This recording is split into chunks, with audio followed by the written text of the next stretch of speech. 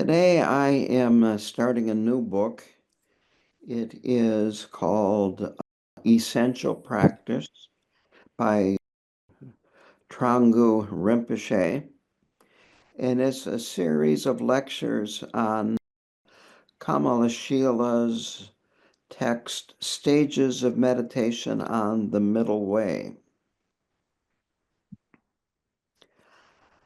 I'll start out by saying that it just happens to be a coincidence that Vice President is Kamala Harris.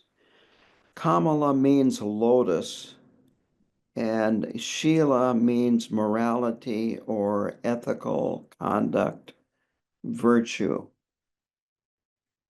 And so Kamalashila came from India. He was trained in India. He was Indian, and he lived 740 to 795, roughly. He was also a professor at Nalanda University, which was the largest Buddhist university in the world at this time. So he came to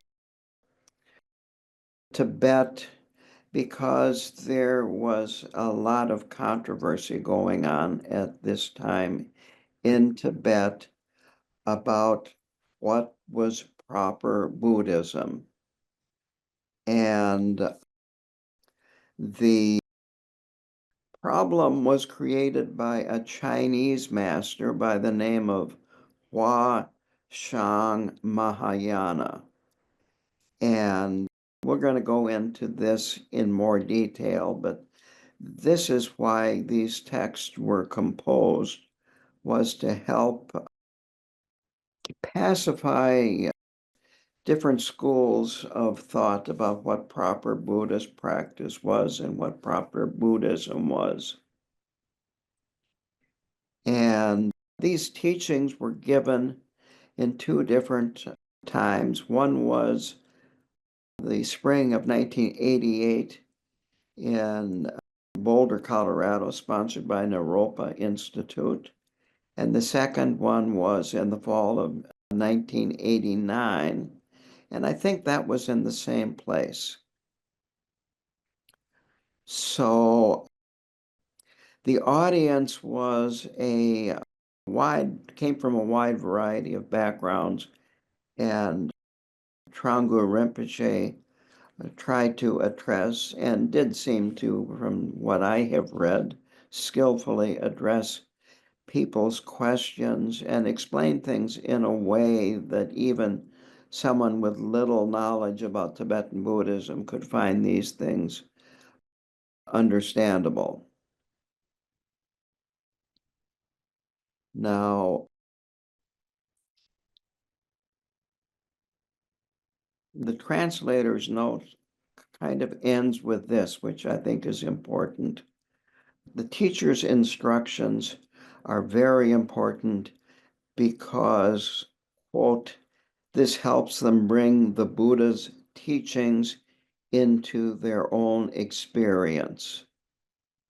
And this is going to come up over and over again in these teachings, that the student that receives the teachings needs to take them into their own experience, or it just remains conceptual and it has really little significant meaning in the person's life. The first chapter is Compassion and the Mind of Awakening. So I'm going to start with that. Now, in Tibet, there's both Mahayana Buddhism and Vajrayana Buddhism.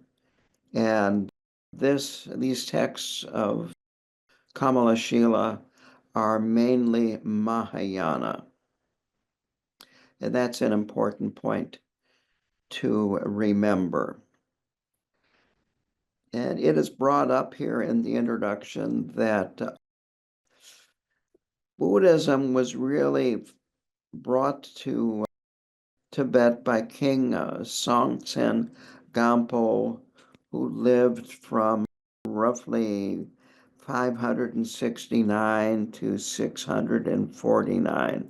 He was king of Tibet, and he brought teachers from India to Tibet to teach Buddhism. And then in the 8th century, Trisong Detsun, he ruled and he brought more teachers. And it was during Trisong Detsun time that Kamalashila came. And it started, this is a little historical background. Trisong Detsun invited the Indian master Shanti Rakshita to come to Tibet. And he came, gave teachings, and inspired many, many people. But before he died, he predicted there'd be trouble in the future for Buddhism in Tibet. And the trouble would not come from outside of Buddhism, it would come from within Buddhism, and from a Buddhist who would speak falsely and teach the Dharma in an incorrect, mistaken way. And so he said, when this happens after I am gone, that you should invite my student Kamalashila to come from India, and he will help pacify these problems. And this will allow the teachings of the Buddha to remain in Tibet for a very long time. So after that, this master from China came to Tibet and taught Dharma. And his name is Hwa, H-W-A, Shang Mahayana. And he taught the Dharma that was slightly different, but significant, even though it was slight, it was significantly different from the Dharma that Shantirakshita taught. Hua Shang Mahayana said that just like black clouds cover the sun, so do white clouds. And so both non-virtuous thoughts and virtuous thoughts will obstruct clear seeing and the clarity of our mind. So his main point is that we should not have any thoughts at all. We should remain without thoughts. Now, if you think about this and you look at a Tibetan shrine room, which I've got a picture of behind me, it's pretty hard to have an empty mind without any thoughts when you see all these bright colors, the statues, the Thangka paintings, all the items on the altar, and so forth. So this is quite a contrast to the traditional Tibetan way of seeing things. It was once explained to me this way. This isn't in the book. The Tibetan perspective is kind of, well, we know you are going to be having a lot of thoughts in your mind when you're in the shrine room, no matter how good a meditator you are. So they might as well be filled with Dharma thoughts. So this idea of not having any thoughts at all caused a lot of confusion. And it also meant that you don't have to be too concerned about accumulating virtue and merit. So people got confused about how to practice the Dharma properly. They didn't know how to enter the path. Divisions arose and so forth. And thus Kamalashila was invited to come and help clarify things. Now, I find this interesting. I'm not sure exactly the total significance of this because part of this is cultural. But first, Kamalashila had to, once he got there, to determine whether this Chinese master was suitable for a debate. It sounds like he took a stick and circled the Chinese master 3 times and then asked him some questions and so forth. And based on the answer, decided that he was suitable to debate. So they had a debate. The king said at the beginning of the debate, quote, "To clarify that confusion, please debate. When you have debated, the loser should, without pride, offer his garland of flowers to the victor. And then whoever loses should leave Tibet and return to his own country." And each were given a garland of flowers. So they debated. Kamalashila asked questions and defeated the Huashang Mahayana. And it is said that Huashang Mahayana then gave him his garland of flowers and left and returned to China. From that time on, Kamalashila's teachings became dominant from then right up to the present time. Then later, the king, Prisung Detsung, requested that Kamalashila compose a new treatise that's easy to understand and will be of benefit to the people of Tibet. So he composed a 3-part text or 3 texts under the name of Stages of Meditation. And in this book by Thrangu Rinpoche, we're going to look at the first treatise on the stages of meditation and the intermediate treatise on the stages of meditation. The last one, which we're not going to cover in the book, is the final treatise on stages of meditation.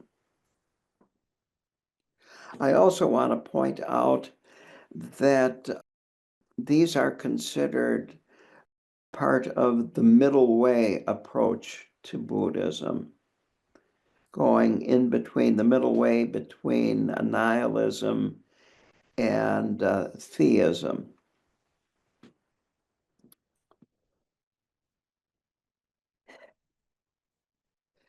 Thrangu Rinpoche felt that since these were written to help Buddhism be firmly and properly established in Tibet, that this would be a good time to go over these texts in the United States, since Buddhism is beginning to flourish in this country. So many of the conditions are similar in that respect. Now, Kamalashila, after the composition of these, defeating the Chinese master and giving teachings and so forth, he went back to India, and then he came back to Tibet 2 more times.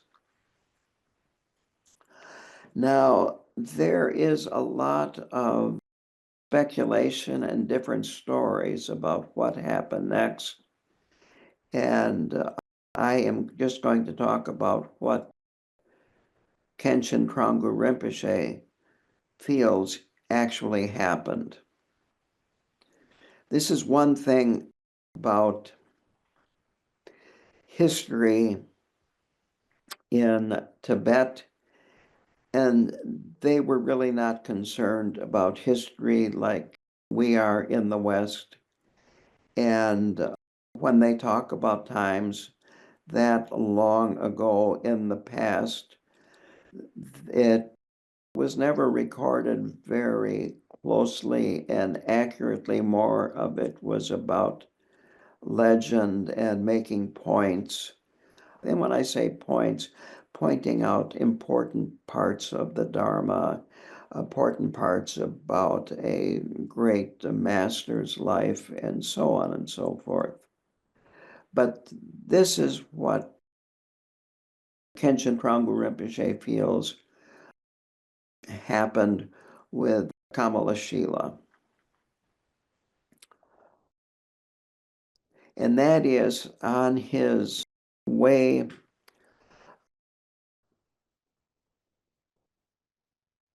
and I'm not sure if it was from Tibet or back to Tibet, he came across a corpse that had died of a contagious disease.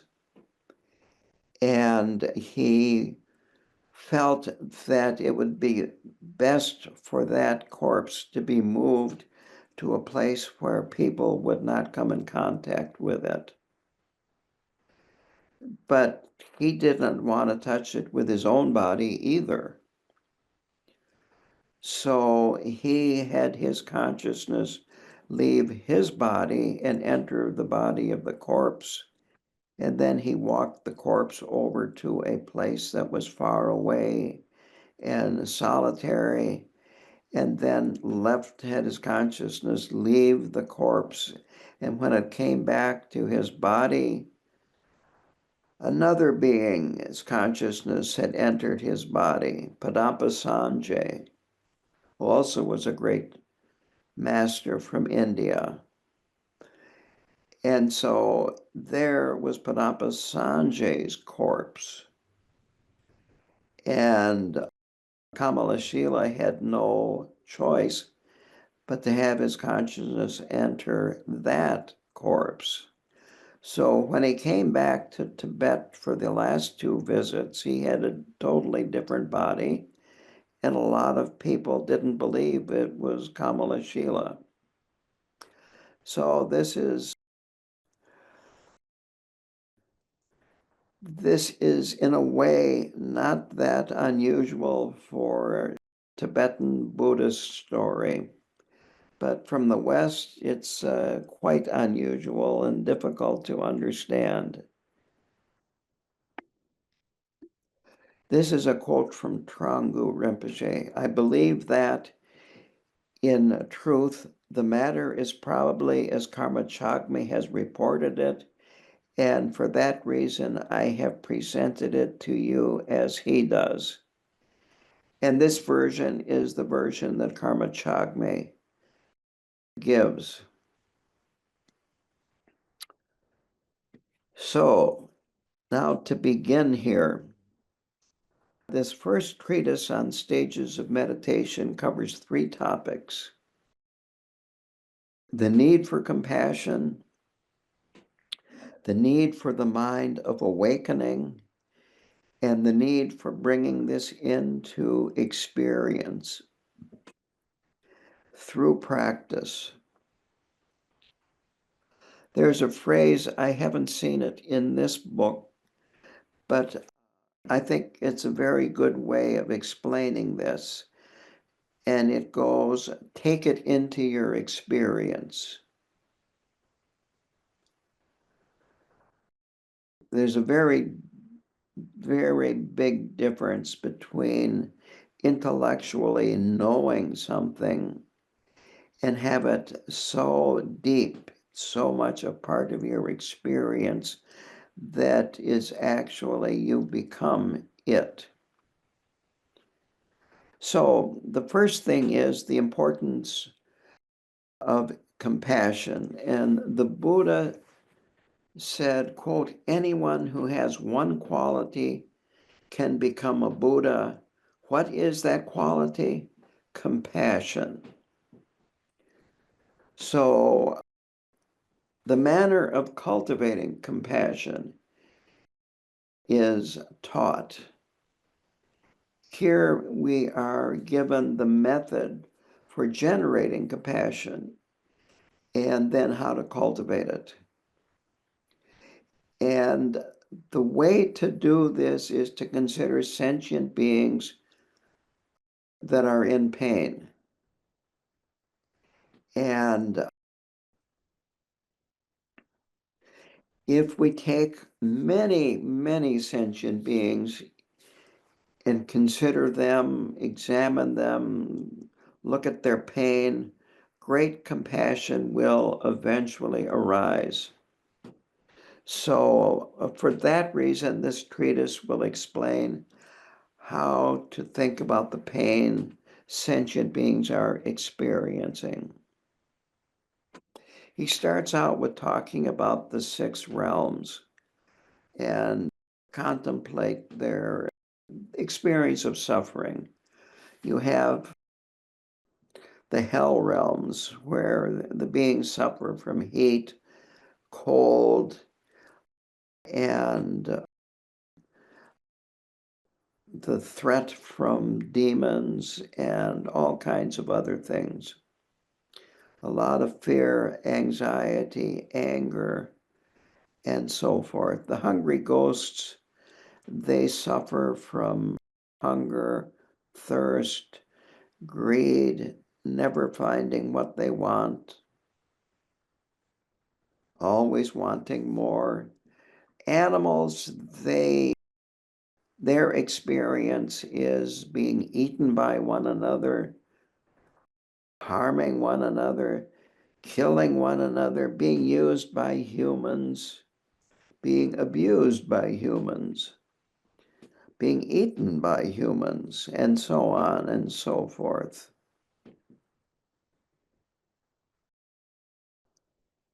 I have a lot of Asian beetles that like to get into my house in the fall and the winter time, and I can't help but observing them. Well, they come into the house because they are seeking heat, warmth, a safe place. They get in and there's nothing to eat. It's a desert. And of course, they die. Meanwhile, when they are alive, I've noticed that they fly until they run into something or fly into something, excuse me. And then when they do that, they drop and then they crawl around from there. Not a very interesting life, not a whole lot of intelligence. Anyway, human realm, then he mentions a number of types of suffering that the human realm has, that being imprisoned, destitute, enslaved by others,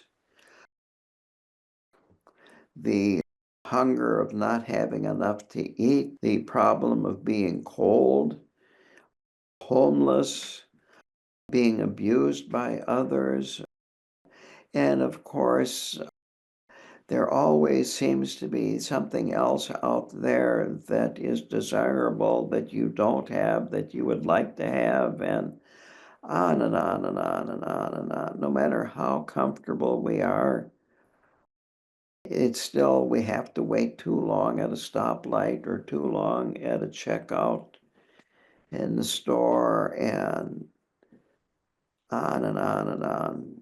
So he also mentions that the suffering of the human realm can be similar to the suffering of some of these other realms, but it's not nearly as intense. So the demigods, they suffer from jealousy and warfare with the gods. And then the gods, they are quite comfortable, they have a lot of pleasure, but on the other hand, it's not permanent. They see the future and see that they are going to fall into a lower realm, and this causes them a lot of suffering. So he emphasizes, this comes out in the question and answer session too, that these are not just psychological states, that these are actual realms that beings are born into and dwell in, and so forth. Now, to go on from here, what's good to practice to develop compassion He doesn't mention Tonglen, but it is a lot like Tonglen, and Tonglen certainly would be a good practice. And it is to imagine the suffering of others and to think, could I tolerate this suffering if I was experiencing it? And traditionally, you think about your mother and the suffering that she experienced or is experiencing, and realizing how much she has done for you. Now, I'm going to add here that my experience is that a lot of Westerners really need to start out with having compassion for themselves, that it's very, very difficult to have compassion for oneself. And it's easy to think, well, if I have compassion for other people, then that will show that I'm all right. But in the meanwhile, you think that you're worthless, that there's something wrong with you, that dwell on all your faults and all the things that you've done wrong, real or imagined, and on and on and on. And sometimes you really have to start with developing compassion for yourself before you even develop it for other people. I don't think this was nearly as much of a problem in Tibet. I know Lama Karma once told me that the Tibetans feel their mothers are something, almost a deity, that they have such a high opinion of their mothers. But anyway, it's important to look at ourselves, look at the suffering other people have, and contemplate, could I tolerate that kind of suffering? And of course, you start with those that are closest to you, and then gradually go to people that are more distant. And then you come to people that you're neutral about. In a way, you don't care if they're suffering or not suffering. And think about them and kinds of suffering they're having. And finally, enemies, people that you might ordinarily feel, well, they deserve to suffer because of what they've done, da, da, da, da, da. But really look at them and realize that they are suffering too. If you're doing Tonglen, you start with an enemy that you don't have much anger for, and then work towards the ones that you have more anger for gradually. All of this is gradual. We don't change overnight. So here is a quote by Thrangu Rinpoche. When we can generate compassion for our enemies to the same degree that we can generate compassion for our friends, we must then cultivate such compassion for all sentient beings in all the 10 directions. So this is equanimity. The main thing is to develop compassion for all, as if they were all equal, rather than for some and not for others.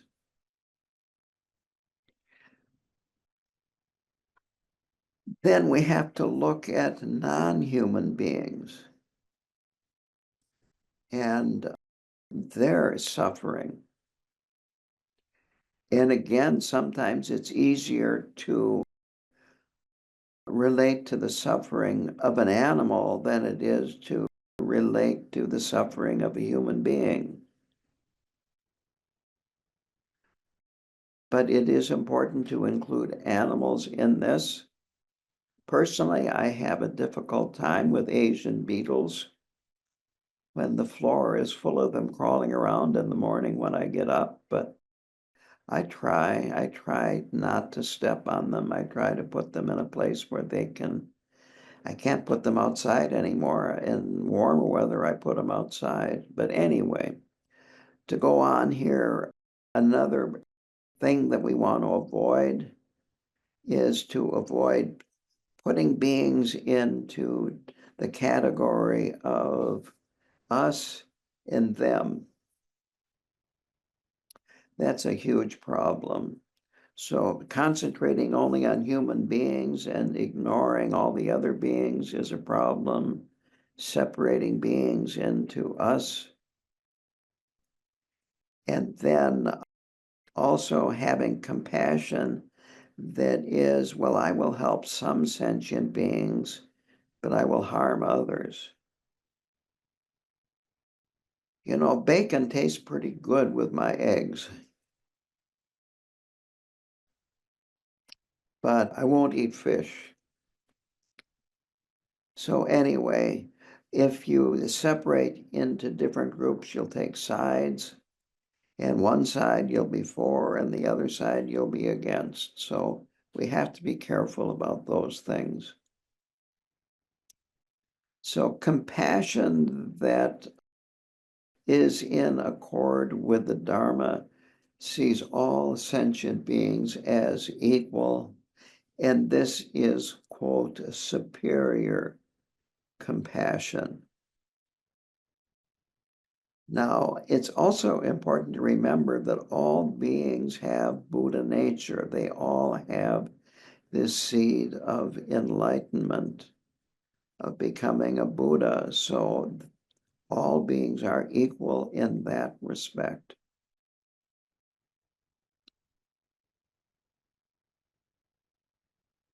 So that is the first topic. The second topic is the way to meditate so as to develop the mind of awakening. Now, once we've developed this compassion for all sentient beings, we feel that we must be of some use to others. And there are two directions we can go in. One is temporary benefit, providing food, clothing, wealth, medicine, and so forth to help others. On the other hand, this is only temporary because, well, people need a meal the next day and the next day and the next day. Same thing with animals. No matter what you can provide beings in terms of material things, it's temporary. It's impermanent. So when whatever it is that you have given them is gone, runs out, been eaten, and so forth, then the suffering returns. So the other direction is doing something that has permanent benefit, and that is helping beings enter the path of Dharma. That this will really help, that this can lead to becoming a Buddha. And this will lead to them permanently being free from suffering. He doesn't mention this here, but to be permanently free of suffering, all you have to do is be reborn in Dewa Chen. And from there, you will quickly become a bodhisattva and then a Buddha. But the idea of this mind of awakening is, quote, I must protect all sentient beings from suffering by establishing them in the rank of a Buddha. So this mind of awakening, it certainly doesn't eliminate helping temporarily sentient beings by providing services like food, clothing, shelter, and so forth, but it is primarily focused on leading beings to the path of Dharma. Sunday, I talked a little bit about this. The Karmapa said, give up this life. And that's what is being said here, is have your main focus on bringing people to the Dharma, and don't focus so much on temporary things. Again, it isn't don't help with temporary things, but realize that no matter what you do, it's only temporary. He says that if compassion will arise in a genuine way, the mind of awakening will follow naturally. So then there are two methods for cultivating this mind of awakening. The first is a guru, having a teacher, a spiritual friend that you rely on, one that encourages you to develop this mind of awakening. And this is a very good way. The second way is to start by giving rise to compassion. And then this mind of awakening will arise naturally. This way is stable and it's powerful. It is the best way, and it depends on great compassion.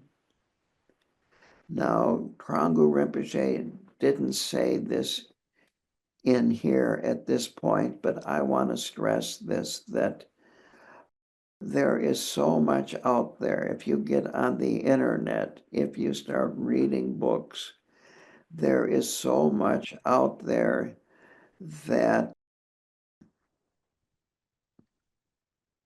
it's hard to really know what is genuine Dharma.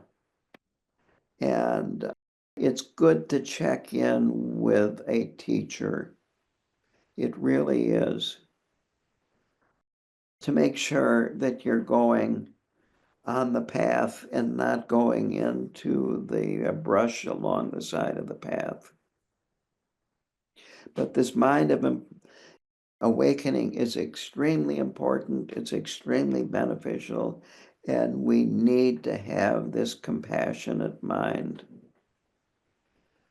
Now, there were a couple of examples that were brought up here. One is that the Buddha explained that if a diamond is broken, it's still, quote, much better than ornaments of gold. You have pieces of diamonds. And that motivation is extremely important. Our motivation is really what points our mind in the right direction.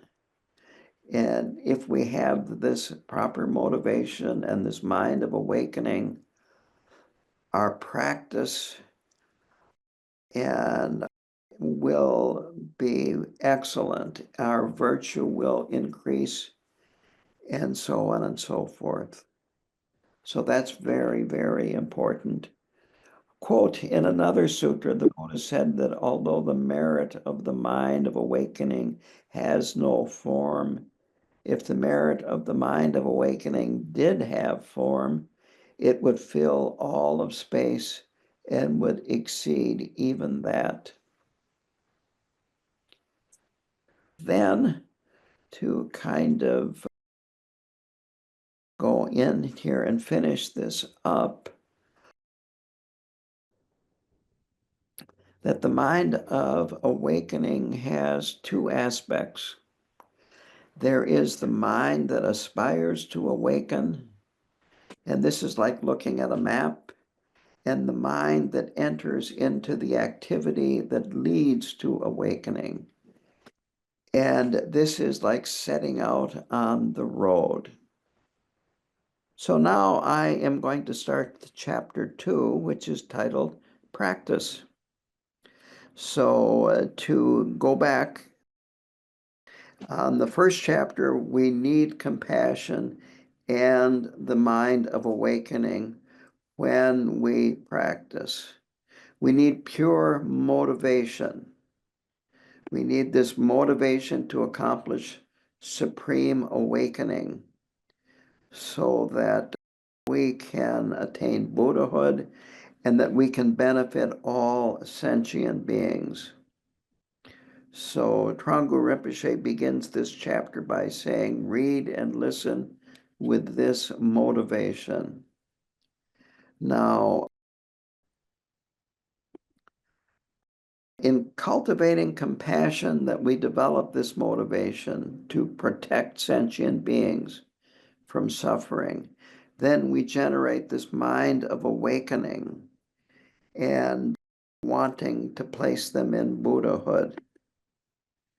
And I ended the last chapter by talking about aspiration bodhicitta, and we also have engagement bodhicitta. Aspiration bodhicitta is this wanting to establish all sentient beings in Buddhahood.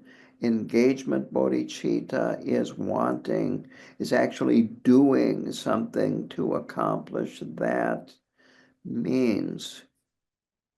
This is very important. This is method. This is what this controversy was all about, that Kamalashila came to Tibet to clarify. We want to be able to actually do things to accumulate merit, to help us progress along the path and help us be more able to help others progress along the path. Now, barriers to this are, of course, our afflicted emotions. They keep us from helping beings. In the questions that I just had that I did not record, it came up that some people, like at work, are difficult to be around. And practicing by having proper motivation, we can gradually weaken our afflictive states of mind, increase our good qualities, increase our wisdom, and this is very important. It's not an all or nothing situation. It usually is relatively slow, and sometimes we're doing well, and other times we're not doing so well, and maybe within 2 minutes of the same day, we're not doing so well, and we're doing really good. But the important thing is the long run, how we are doing in the long run. And we have to be willing to change. Being on the path means that we are interested in changing, becoming a better people. So if we practice well, we can travel the path. We can become great bodhisattvas or even a Buddha. And then the question is, well, what is the alternative? Is there a good alternative to practicing well and becoming a bodhisattva and escaping from samsara? I don't think there's a good alternative, but it's amazing how we can get sidetracked in thinking that what we're doing is a good enough alternative. If we don't take practice as our, what really is the main goal of our life, then we cannot attain Buddhahood. If we don't let go of trying to put worldly success above Dharma success, then we will not be able to travel the path and become a Buddha. We need to practice, and that through this practice we can travel the path and attain fruition. It's not difficult in a way. In another way, it's very difficult because there's so much distraction in life. I find this interesting that Thrangu Rinpoche frequently in his talk has questions, more than in most talks that I have attended by any teacher. So the question is, what practices must we practice? So he mentions, well, the 6 paramitas: generosity, ethics, diligence, patience, meditative stability, and then wisdom. He uses the term knowledge. And then the 4 immeasurables: immeasurable love, immeasurable compassion, immeasurable joy, and immeasurable equanimity. Then there are the 4 bases for gathering students. And this is giving generously, speaking pleasantly, acting in accordance with the ways of the world, and furthering the welfare of trainees. Those are the 4 bases for gathering students. And acting in accordance to the ways of the world means that you still have ethics, but you're kind of fitting in, you might say. I believe that Tralik Rinpoche, he had the term functional self. It's a bit like that. You might understand emptiness. You might have very deep experience of emptiness and no self, but you still can use a self-service gas pump and not look awkward. So a bodhisattva has to train in the method and also in, now he uses knowledge, and it is also wisdom. Prajna would be the Sanskrit name. So you must know the ways of the world. You must have stable contemplation. You need both. So then he goes into this in more detail, that the method here is the first 5 paramitas. The 6th one is wisdom, and that's not method. We're looking at method and then wisdom, but now we're looking at just method. So generosity, ethics, patience, diligence, meditative concentration. These are the first 5 paramitas, their method. And then again, the 4 bases for gathering students, that's method. Using our resources and wealth to benefit sentient beings is method. But now it needs to be joined with wisdom or knowledge. And without that, without the knowledge or the wisdom, you have a danger of the method becoming perverted. It needs the knowledge to have the proper, you might say, guidance, the proper understanding of exactly how to apply the method. When it's joined correctly with knowledge, it will bring good results to everyone, both ourselves and to other people. And so this is very important. And if you do this properly, actually, there's two different, and he doesn't bring this up about knowledge. He talks about knowledge, and then he talks about pure knowledge. Well, pure knowledge is yeshe, primordial wisdom, Buddha nature. Always has been. It's not something that you develop, you uncover it. And prajna is something that is developed over time. But prajna does, the Sanskrit word for yeshe is jnana, J-N-A-N-A, and prajna gradually develops and transforms into jhana. And that's this pure knowledge, this Buddha nature, primordial wisdom. But as we join wisdom and method, gradually it becomes pure knowledge, or yeshe. So that's an important point to make, that gradually the knowledge becomes, or the wisdom becomes pure wisdom, becomes yeshe. So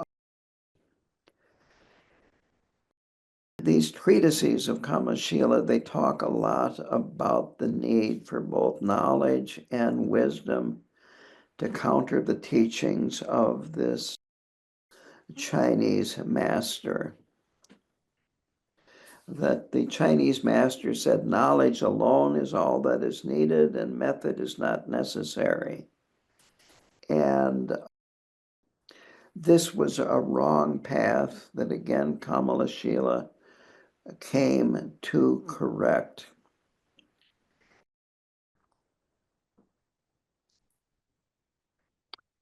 So now Thrangu Rinpoche talks about the 8th level Bodhisattva Bhumi. That's B-H-U-M-I. It means ground. When I have been in India, I've noticed there is an Indian-made tractor called Bhumi Putra. It means a child of the earth. Putra, child, Bhumi, earth.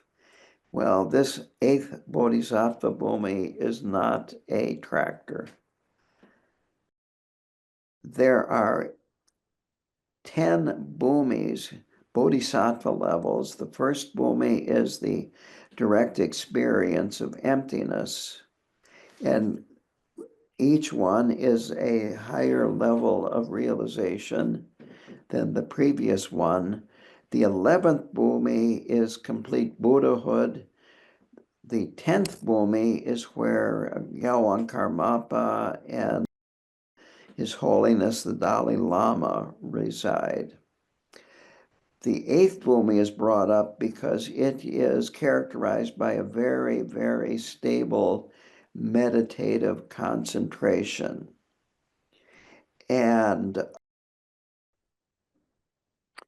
it can be a problem because it is so stable that the bodhisattva that enters that meditation remains in it. And it is said that the Buddhas, when they see an 8th level bodhisattva in that meditative concentration, will try to arouse them and encourage them to continue progressing. Kamalashila said this shows the need for means. It's not just wisdom. It's not just stable meditation without thoughts. Now, the ninth bhumi is called the one of excellent discriminating wisdom. And this means this discriminating wisdom is completely developed, and you see things the way they are and the way they appear. Now, if you're working with sentient beings, you need to know the way things appear. But you have to realize, too, that it's merely appearance, that's not solid what is appearing. Even if ordinary beings think the way things appear is solid. So if you are in this eighth bhumi level of stable meditation, you have to, you might say, get out of that meditation and start developing discriminating wisdom, understanding the way things are and the way things appear to be. The 10th bhumi is cloud of Dharma, and this is attaining enlightened wisdom, or yeshe, as I said.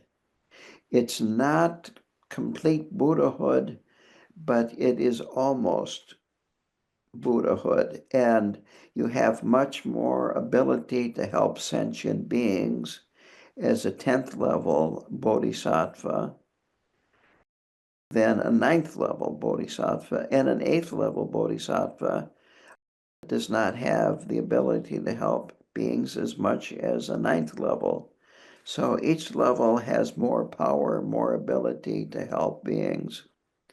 So Kamalashila says that obviously the Buddhas want bodhisattvas to progress beyond the 8th level, and that this contradicts what Huashang Mahayana said about not needing method.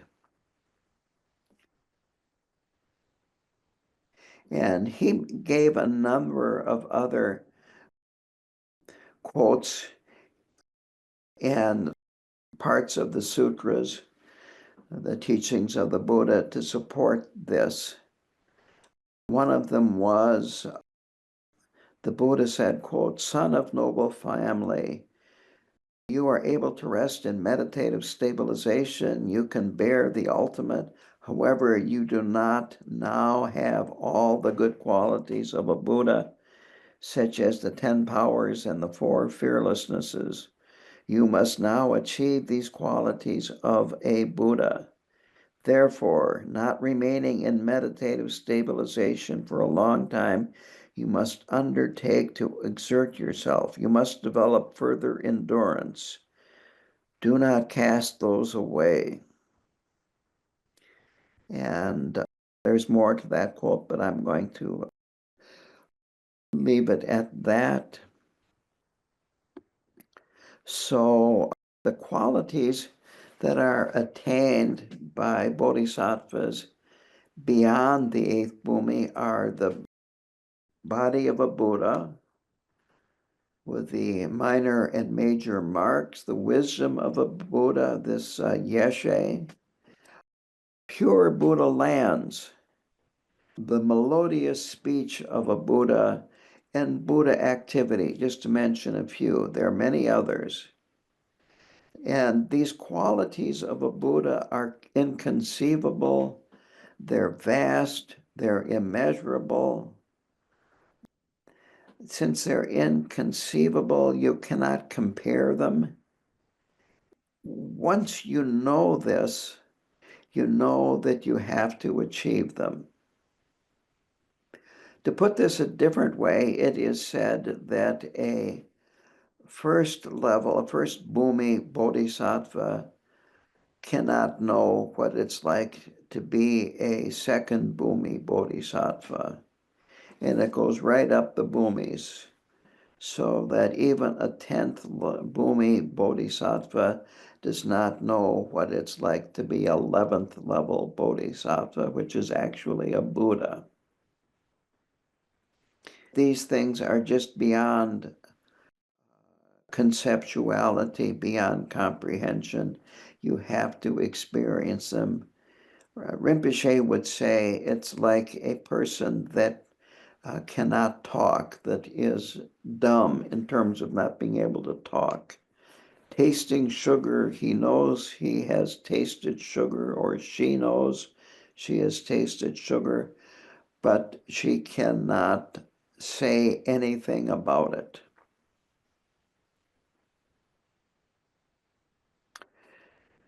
He quotes some other sutras here. I'm not going to go into all of them, that are used to reinforce this argument about the importance of means, and the quotes of the Buddha's sutras to contradict what Hua Shang Mahayana taught. And again, he keeps emphasizing the practicing knowledge and method together. In one of these sutras, he talked to Sri Manjughosha, and that's just another name for Manjushri, in case you were wondering about who Manjughosha is. That's Manjushri. And this particular sutra is the extensive collection of all qualities. And there, the Buddha talked about abandoning Dharma is accepting some Dharma and rejecting other parts, and that this is a problem, and that as a result, he's going back to this original argument about means and wisdom, and so Buddhist students should value both method and knowledge and wisdom and bring them together rather than thinking one is good, the other is bad, and separating them. In another sutra, the Buddha described a previous life of his where he saved a bird from a hawk by cutting some of his own flesh from his body and giving it to a hawk instead of the hawk taking the bird. And the Buddha in this sutra asked Maitreya if this was appropriate, and Maitreya replied, "This is truly appropriate," because he accumulated merit. So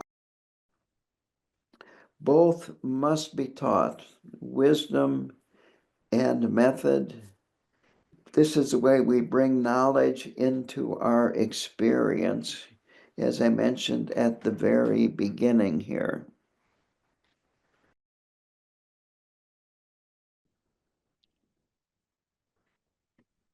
A little further down in this section, the Buddha said that nirvana is to be achieved in dependence on authentic knowledge, and that there are two obstacles, and that is superimposition and deprecation. Superimposition is to regard as existent something that does not exist, and deprecation is to regard as non-existent something that does exist. And we have to abandon both of those. Now, there are three aspects of knowledge. I think this will kind of finish up what I want to say today. It's running out of time here. The knowledge that arises from hearing, that we rely on instructions and of someone that is knowledgeable, that we trust, that knows how to pass on knowledge that they have gathered. the teachings of the Buddha, great lamas, books, nowadays can be videos. That's very important. Then the next is knowledge that arises from contemplation. And then here we have to investigate and analyze. And the classic example that is given here is how a person would examine an article that is said to be gold. And traditionally, there are three ways of telling this: burning it, cutting it, and polishing it. Then, if it passes those three tests and it shows that it's gold, you purchase it. And so that is what contemplation is like with what we hear from teachers, read, what we see in videos, maybe what you're hearing tonight with me giving this teaching. We contemplate what we hear, we chew on it, we look at it, we take it apart and see if it makes sense in terms of our own experience. And then, if it makes sense, we accept it. And the third is knowledge that arises from meditation.